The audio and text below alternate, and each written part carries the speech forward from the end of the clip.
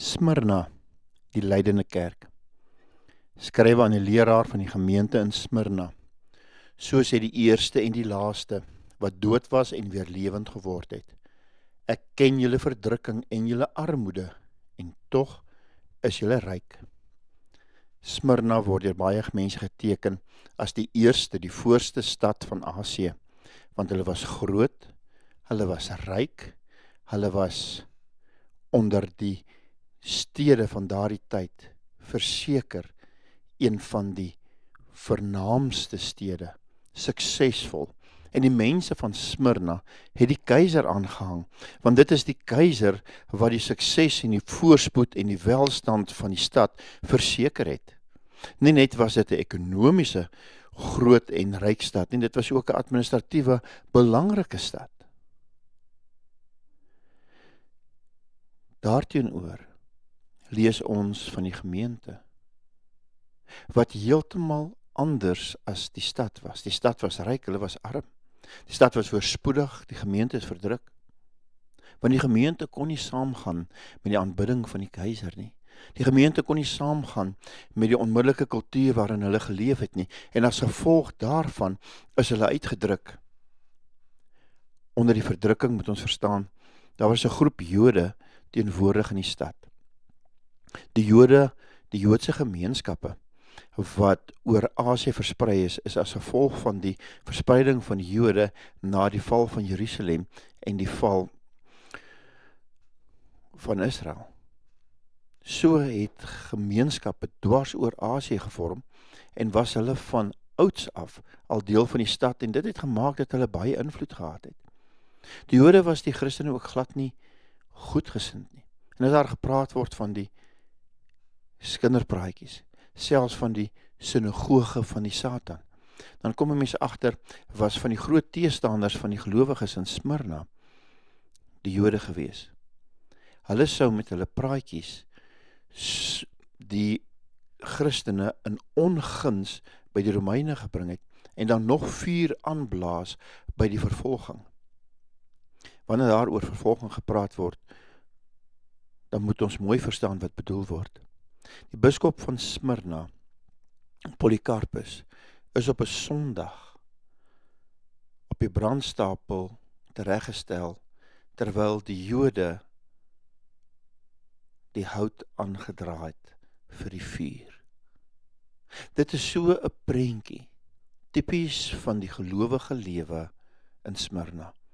Mense kon foto's neem aan die een kant van die welstand en die voorspoed van die stad, en aan die ander kant van die verdrukking en die armoede en die swaar kry van die gemeente. Maar nogtans lees ons, het hierdie gemeente nie niks gehad nie.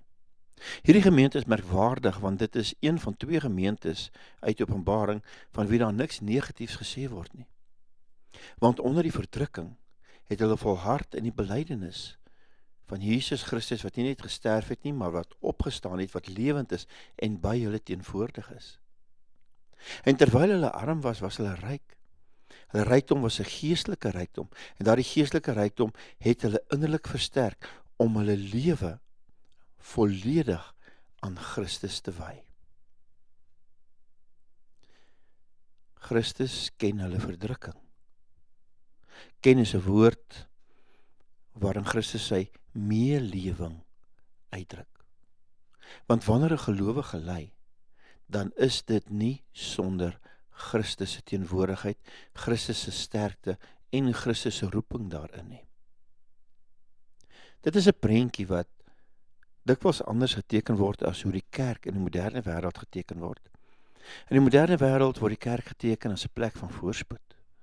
Hierdie voorspoedsteologie hou voor dat 'n mens fisiese gesondheid sal hê, hou voor dat jy materiële welstand sal hê, hou voor dat jy sukses sal hê in hierdie lewe.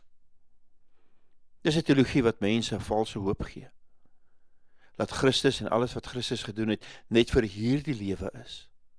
Van sulke mense skryf Paulus en sê, hulle is die armsaligste van alle mense, maar die mense van Smyrna en die ware kerk wat verdrukking kan ly, hulle het die ware rykdom. Die belydenis van Christus is die ware rykdom van elke gelowige.